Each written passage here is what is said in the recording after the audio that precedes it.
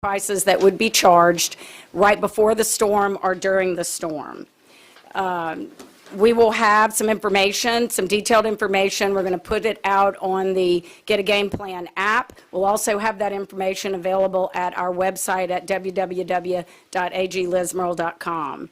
If you suspect that someone is price gouging or has already been a victim while preparing for the storm, there's a few things that you can do. One, you can contact your local law enforcement. It can be a crime, so the first place you can go is to local law enforcement. You can also file a complaint at our website. The details matter, so when you do that, I would urge you to use as much detail as you can when you file that complaint. You can call the consumer hotline, which is, that number is 1-800-351-4889. So I just want to remind everybody that price gouging is illegal, and we are monitoring that. We will enforce the law, and we will make sure that no one is taken advantage of during the storm. It's not only wrong, it is illegal, and we will enforce the law. Thank you. Okay, now we're going to get Doc Abraham to give us a quick update with LDH. Doc? Overall, the medical and water structures are intact. In cooperation with LNHA, LDH has almost constant communications with our nursing homes, more dedicated resources right now to regions 3 and 4. If the storm should shift, we will move appropriately and accordingly and follow that as far as what regions become more involved. Right now, most nursing homes plan to shelter in place. As of this minute, only one has had a partial evacuation in a Vermilion Parish, moved 8 patients to Mansfield up in DeSoto Parish, and that went very seamlessly. There are no reported issues from any hospitals right now. Region 6, the Mega Center, stands ready. It's not open, but if they need shelter and if it needs to open, then the governor has that discretion. As far as our Medicaid patients, guidance has gone out to the pharmacies to fill prescriptions early. That does not include controlled substances, but other substances, other prescriptions, and that no prior authorizations are going to be required during this event. Thank you. Okay, now we're going to get a dual update between the Louisiana Public Service Commission and the DEQ on the utility infrastructure. Ladies. Good morning. The Commission is mobilizing and in communications with our electric utilities. They are currently all activating their emergency response plans. We have about 7,500 additional crewmen, including linemen and vegetation management personnel, ready and waiting to assess the storm damage and then respond as soon as they are safely able to do so. Power outages can be found on our website, which is www.lpsc.louisiana.gov. Can you say your name? Sure. Catherine Bowman. I'm the Executive Counsel for the Public Service Commission. Good morning, everyone. Louisiana Department of Environmental Quality stands ready. Yesterday, we notified all of the licensed and permit facilities to make sure that they had their assets protected and secured. We will and have been coordinating with the parishes and the municipalities to ensure that the emergency debris sites are ready. For the nuclear power plants, which are Riverbend and Waterford, we are in contact with them to make sure that they are ready for the storm. And then also for the public's awareness, we have our single point of contact. That is if there are spills. We also have our debris hotline. So if there's any of those questions, that information will be available on our site, and we will keep that information updated. Thank you.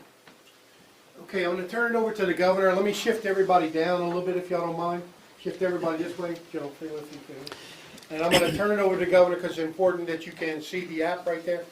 Down a little bit. Yeah, good morning. As you can see, the cabinet's been busy. We had a great UCG meeting. Everybody seems to be working in unison. I feel very confident that all of the agencies have activated their emergency response plans and pre-positioning the assets needed for this storm. I want to thank Jay again for the continual forecasting that he's giving us. I think that adding that dynamic and element to GOSEP has been extremely useful. At yesterday's press conference, at some of the questions that I got from the media, I wanted to take an opportunity to, again, inform the citizens of Louisiana about the resources that we have put that are basically you can place in your hands, and that is the Get a Game Plan app. Now, you can go to your app store on your mobile device, and if you search Get a Game Plan Louisiana, it will populate first, and you should download that app. When you download that app,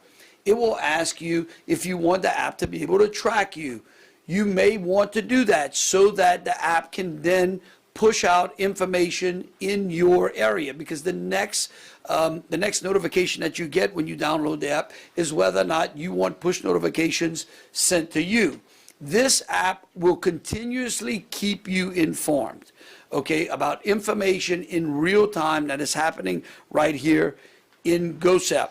So this app, it first serves as a preparation app. Inside the app, you can find a hurricane preparation list, a family plan, a business plan.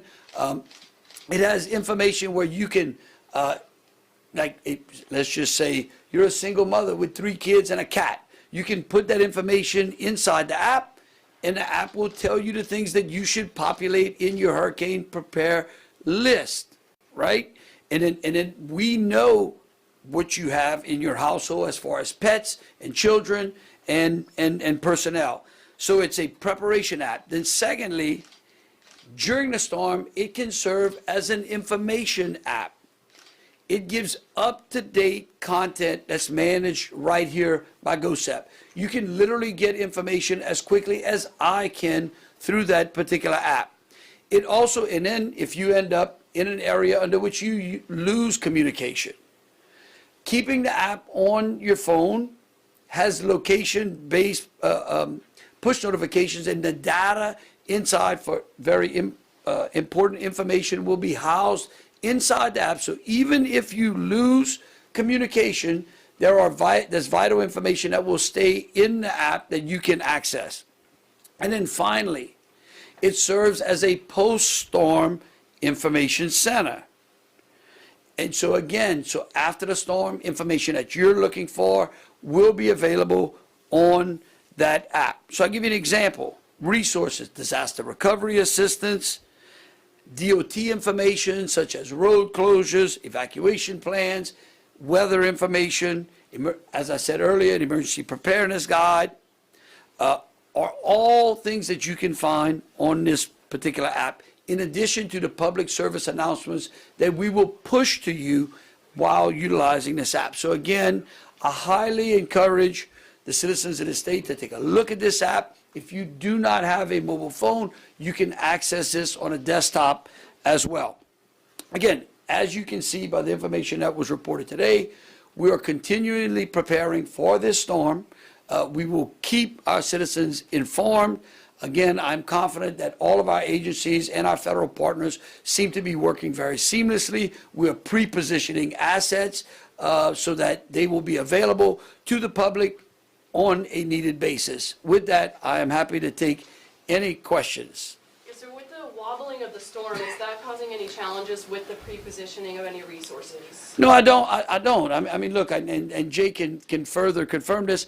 Storms wobble. It's what they do. It's a normal track of wobbling that happens as hurricanes approach the coast. And so I'm very confident that the pre-positioning asset map that we have is going to be adequate for the storm that we're getting ready to face. And has the National Guard been deployed and where? Absolutely. Look, I'll tell you what. We'll have General Freelou give you an update on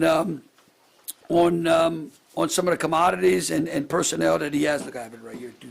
General? Yes, sir.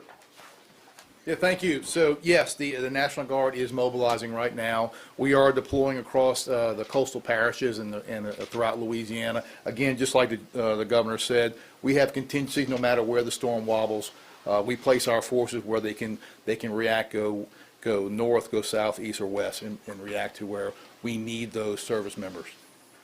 Right now, we have we're focusing on high water vehicles and boats. We have 87 boats, 387 high water vehicles and over 50 helicopters to work what we think is the most probable mission post-storm, which would be search and rescue. So those assets are out there right now. We're also pre-positioning commodities, those meals, water, and tarps, and those are staged as well. Right now, we have 1 million plus meals, 1.1 million liters of water, and over 55,000 tarps. Thank you. And we hope we don't have to use all of them, right? Okay, any other questions? Yep, Julie? Okay, the app. I understand you guys are modernizing. I think all the information on the app is great. I can't help but think about my family. My mother barely uses her phone for anything that's not a phone call. My father has glaucoma. He can't see anything on his phone. I think that there are a lot of people in this state who can't read very well. We've had many discussions about that in the legislature, or who can't read at all. So what are we doing for people who can't, and post-storm, I mean, I remember Ida sitting in this room, no one had cell phone service. There was someone that was sitting with us, that Governor, you and I both know really well, couldn't get in contact with her family for 16 hours because no one had cell phone service. So what are we doing if a lot of people, for people who don't have cell phone service potentially after a storm, and people who just like can't use this very easily? Well, there's a couple of things I would say, Julie. Again, we're doing the same things we did before all this technology became available, right? All right, so that nothing that we've been doing in the past has changed just because we have this technology. This technology adds an additional layer. However, we do know that the vast majority of people in this state use social media, use their phones, access the internet, and guess what? They should take an opportunity to help those who can't as well, so that we get that information. In addition, we have consistently, since hurricane season has began, informed our citizens in this state of what to do in order to prepare. The list and information that are out there can be used, can be printed out, and can be handed to those that may not have an opportunity to be able to access a mobile device or the internet. So again, we have tried to push this out to our community-based partners, to NGOs, to our nonprofits. That's the job that they can do to help us and to help those citizens who are in that type of position. Again, on the communication side, I spoke to AT&T earlier this morning. I know we instructed the PSC to reach out to the other network partners to ensure that they are pre-positioning assets. So we try to address some of the communication disruptions of the past. And so as we get those, we will inform you in press conferences just like this as well. Again, we are welcome to take any type of comments or constructive criticism that we can to try to reach as many people as we can. However, I will tell you that as I travel the state, the vast majority of people are walking around with a phone just like you in your hand. In addition to that, as I said earlier, I think this is important.